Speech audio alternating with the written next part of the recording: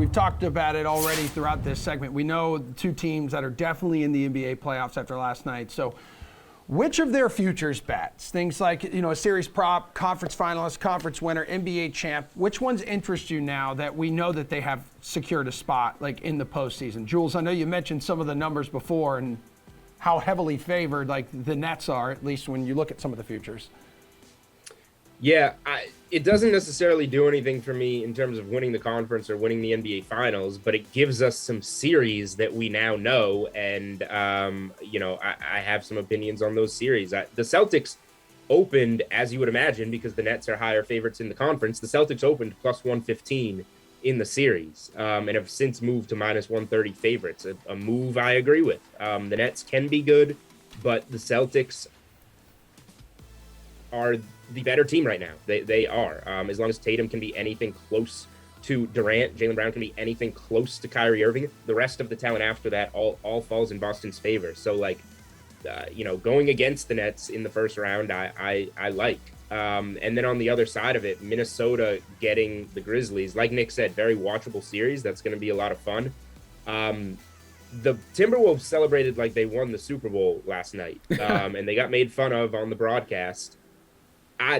Memphis is a really good home team. They come out of the gates hot. If you follow me on Twitter, we've been betting first quarter team totals all year.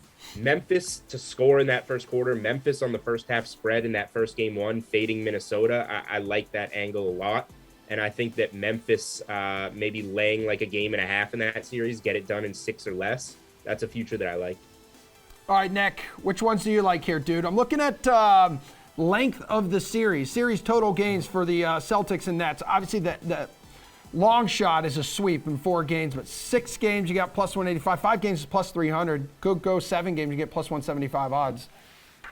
Yeah, I mean, those are always so intriguing to look at, and then when you start to parse it, it's really hard to kind of put all your eggs in one of those baskets, because you could totally see that being a 6-game series. You could totally see it being a 7-game series. You guys could probably talk yourselves into Boston winning in 5, I think that's one way to maybe try to attack that Memphis-Minnesota series. You look at, chances are Minnesota, I think, could probably steal 1 game from Memphis. Like, I want to give the Grizzlies the respect they deserve for being, far and away the second best team in the NBA this season, regardless of conference. But, some question marks as far as Ja Morant coming back after missing a decent chunk of time to end the regular season. I know he played in their finale, but, I think he still kind of has to prove something on that front. So you could get that series to go 5 games at plus 250. I think that's a pretty reasonable price. 6 games at plus 215.